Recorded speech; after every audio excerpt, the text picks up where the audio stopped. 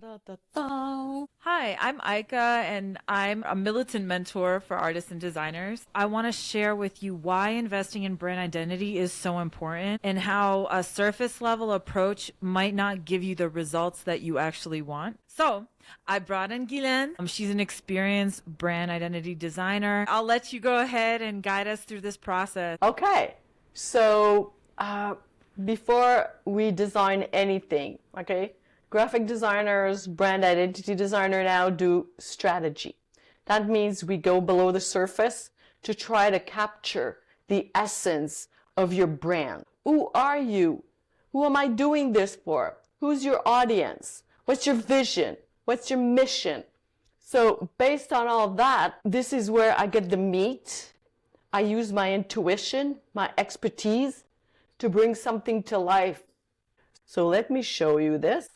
So here is some results from the strategy. Uzaika, okay? What makes her unique? Her mission, vision, which is a combo because it's like a personal brand, right? And who's your audience? So put this together. You wanted to go with your personality somehow. You wanted something bold, modern, professional, with some angles of creativity and visual graphics. So my job was to take all this together. We had to talk about the competition.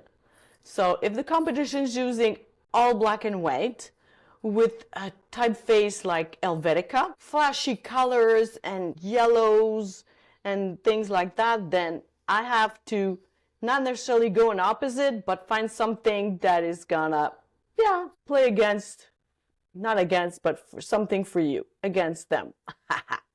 So here's the first mood board that brings the bold approach. Mood board 2 was the professional look with a different typeface. I just wanted to say one thing about this part of the process. When you work with a brand designer, the mood board is very telling of whether they listen to you or not. This was like obvious proof because I really resonated with everything, the line work, the typography, the textures. That was all things that we learned through discovery. So at the end of it, I've combined both to bring together the bold, the Russian colors, some interesting typeface, and some graphics. So this was my base to come up with things, okay? So now let's go to the logo exploration. Here is my crazy pages, okay? And play with the letters and come up with all this to say that in the end, these are the three options that I proposed. You only see the end product. You only see the three versions. They don't usually, I just love process. So Guylaine actually showed me what she did, but that's not usually what you get when you're a client.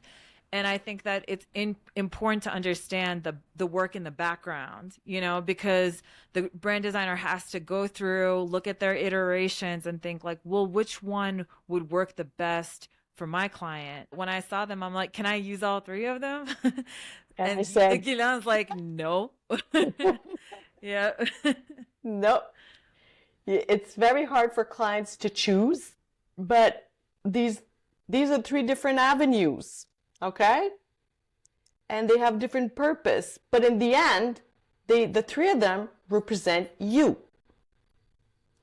So the thinking about the first logo was to bring the word Aika, which is beautiful because it has just 4 letters. It's like a little stamp. The second one, the name is really interesting. I got hooked personally because that's what designers do. We try to find the little hook that is going to make it interesting. So we look at the letters of any company, any words, and the 2 A's stand out for me. So the second option is more like the 2 A's bond together. The third one is the 2 A's again, but back to back, in the sense that as a militant mentor for designers and artists, the positive black and the negative A represent the fact that you're with them. You got their backs and it's all together. And it's the beginning and the end of your name. So this is the logo mark now. So there it is.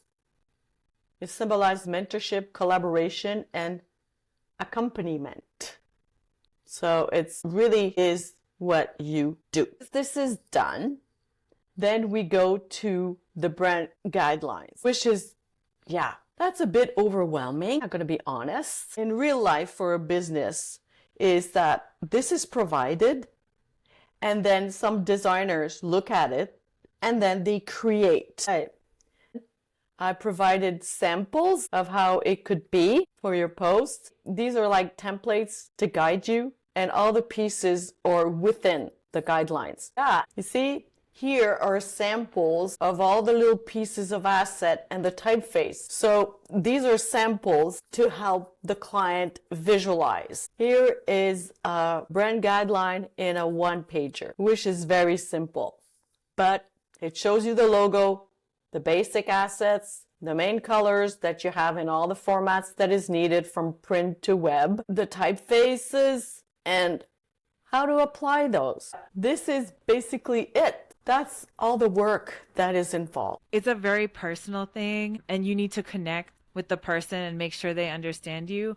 Guylaine, for example, she's been collecting magazines on graphic design for years. And I think that those little things actually, those are the things that make you a good designer. The fact that you're always looking for more information, you're always curious about how other designers do things. So it's a very intricate process finding someone. I think it's like anything else, okay?